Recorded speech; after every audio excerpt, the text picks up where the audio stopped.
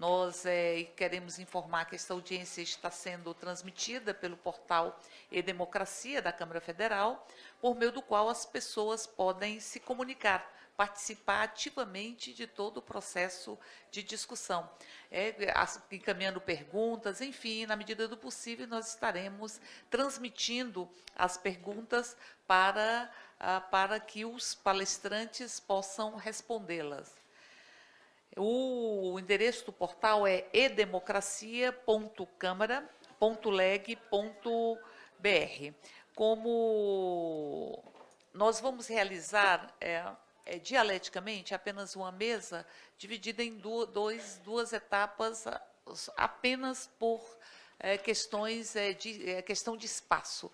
Mas então nós vamos realizar uma única mesa para que nós possamos ter uma visão a mais ampla possível das discussões que estão pautadas e que estão no escopo deste processo. Nós tivemos um seminário onde foi discutida esta pauta prioritária e ali nós discutimos que era necessário que nós pudéssemos, enfim, firmar compromissos com os servidores e servidoras do nosso país. Então, portanto, que seria necessário que nós tivéssemos desdobramentos deste seminário.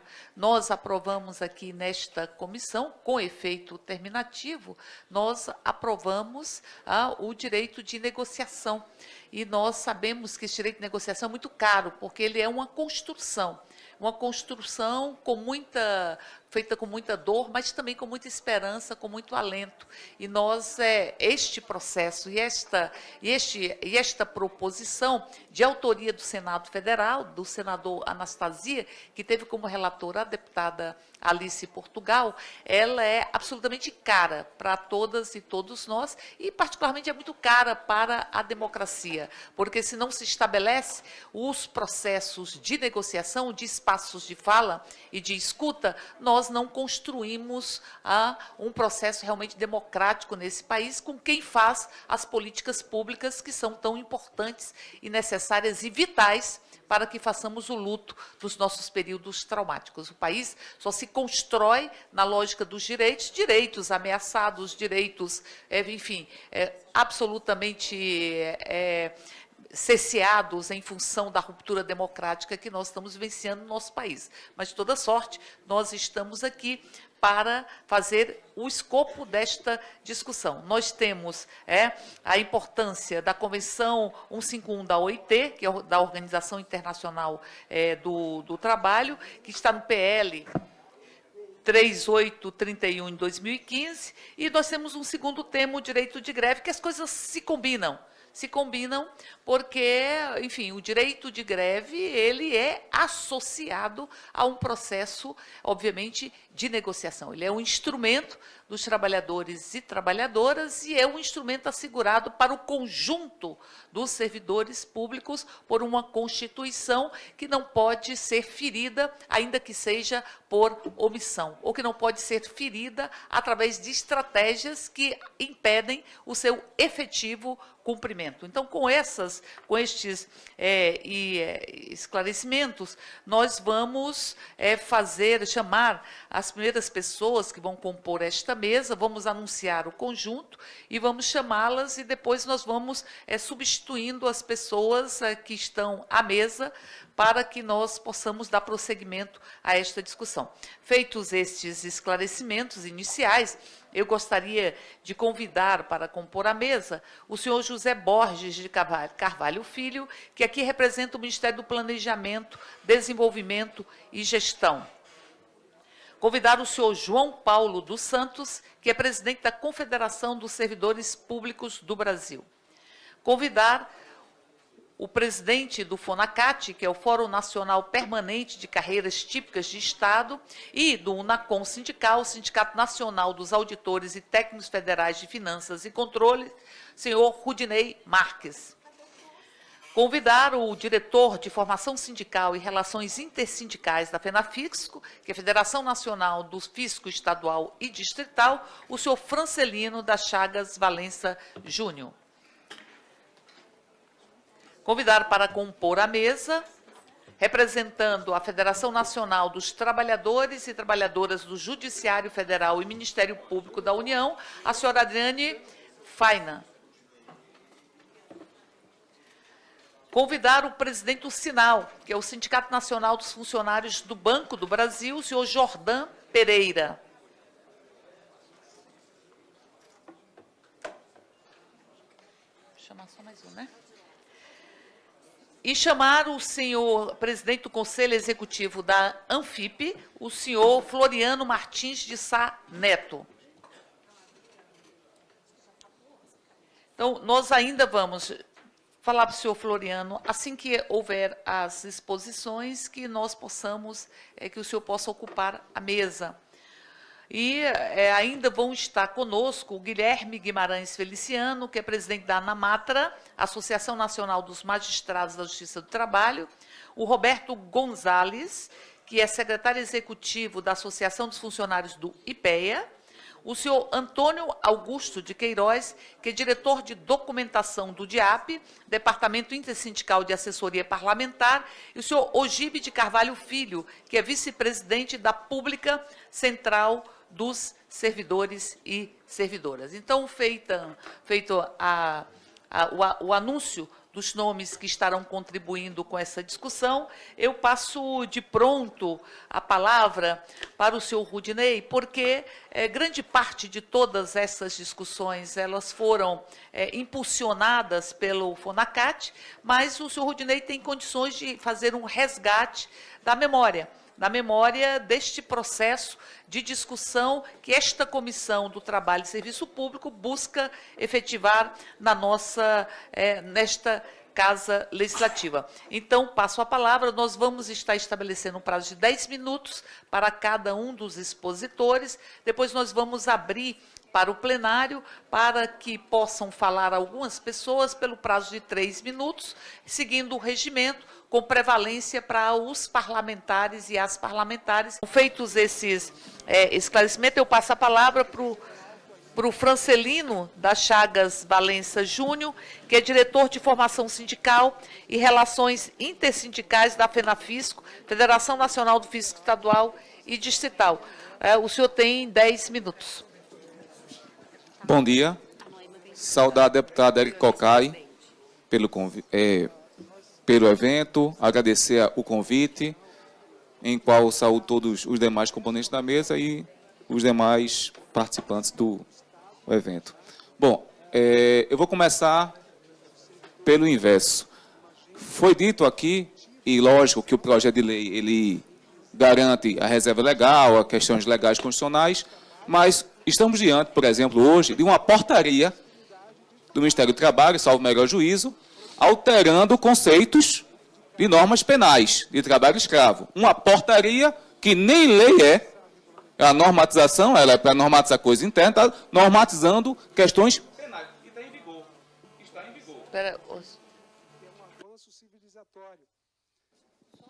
Eu creio que é efetivamente um avanço. E está em vigor. Então, até que mude alguma coisa, está vigente. Então, vivemos num país em que as leis, por incrível que pareça, parece que não tem essa supremacia toda que deveria existir num país democrático. Então, atos e atitudes de governos fazem com que essas leis sejam mitigadas. E isso me preocupa, e aí vou externar a posição da FENAFISCO, que o FONACAT conhece muito bem qual é.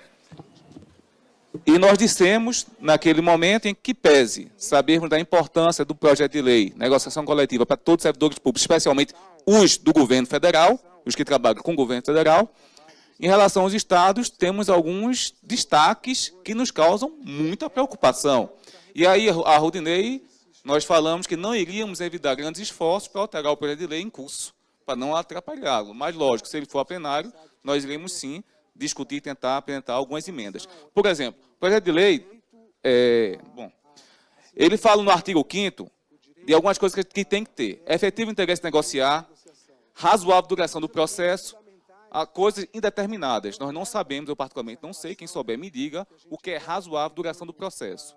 Contudo, ele serve também, no artigo 6º, que é para prevenir a instauração de conflitos e diminuir as incidências de greve que teria no setor público. Mas, lá no artigo 15, Ele diz que quando houver desinteresse por parte dos órgãos representativos dos servidores, poderá haver multa para ele de acordo com sua capacidade financeira. Vamos avançar na análise. Se um governo, e nós conhecemos vários governos, estou falando só dos estados, não vou ater a questão federal, que sabemos da importância aqui e da dificuldade em negociar que existe.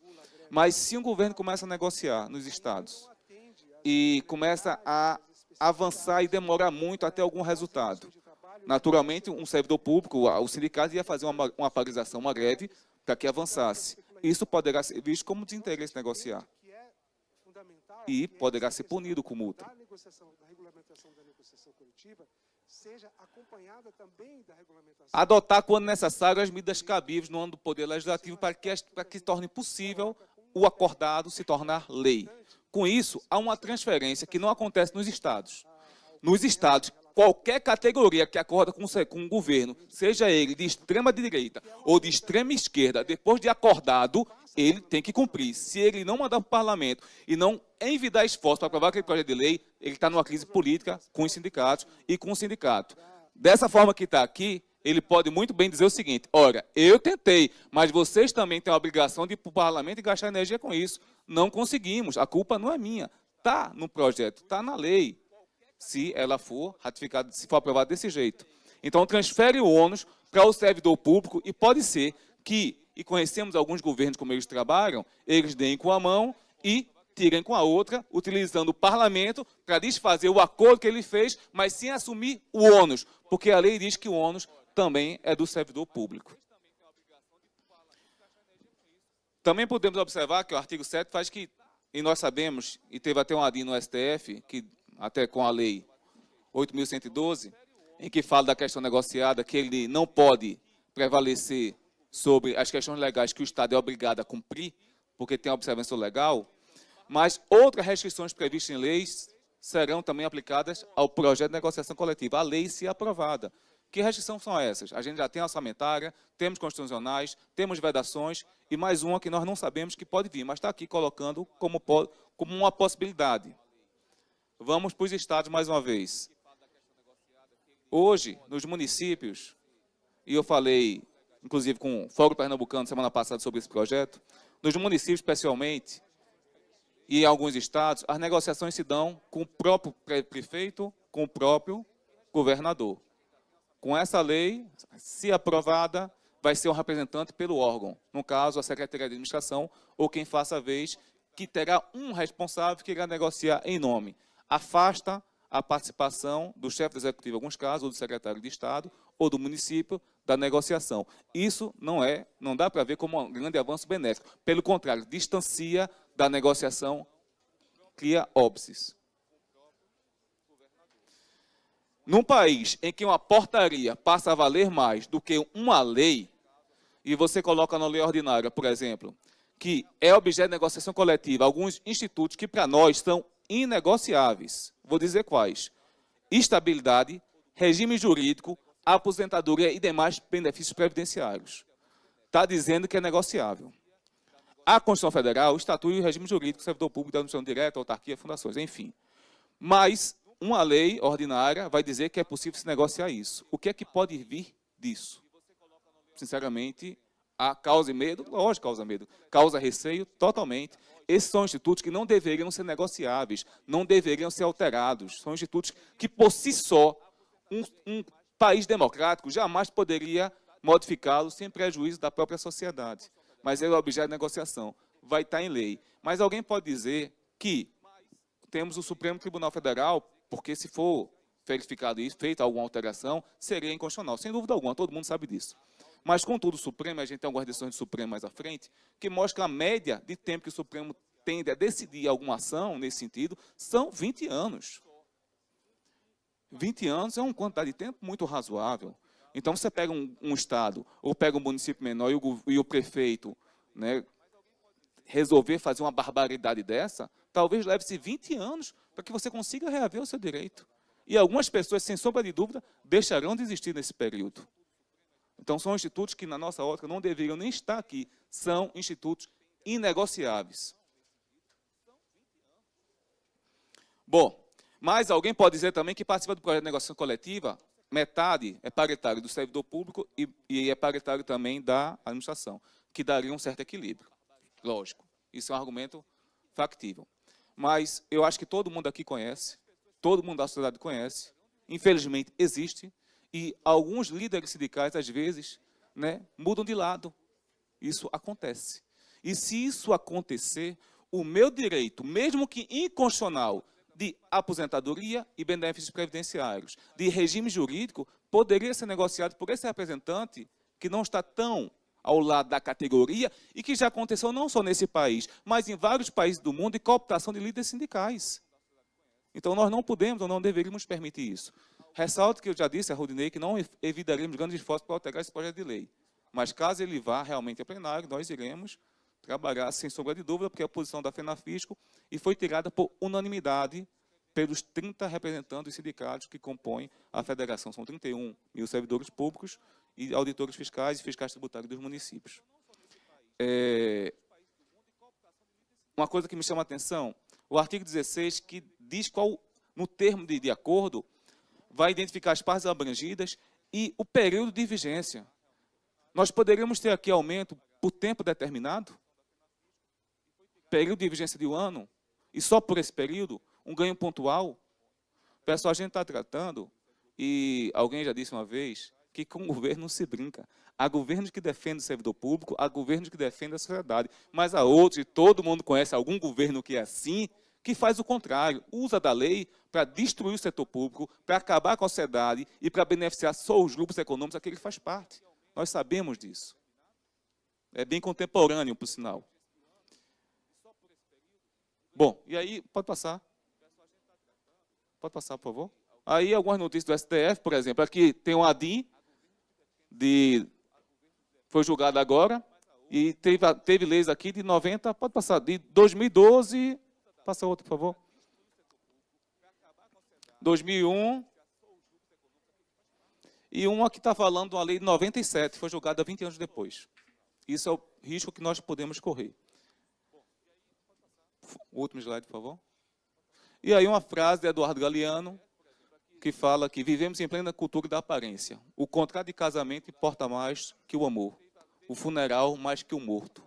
As roupas mais do que o corpo e a missa mais do que Deus. Não deixemos que a aparência possa causar prejuízos com um instrumento que é importante e muito caro para o servidor público federal, mas que um governo não utilize essa aparência para, em vez de ajudar e avançar na sociedade na regulamentação da Convenção OIT, faça dele um instrumento de contenção e talvez de destruição do que aquilo nós defendemos muito, que é um serviço público de qualidade em prol da sociedade. Nós não somos servidores de governo nenhum, nós somos servidores da sociedade, servidores do Estado e servidores do povo. Obrigado mais uma vez, deputado.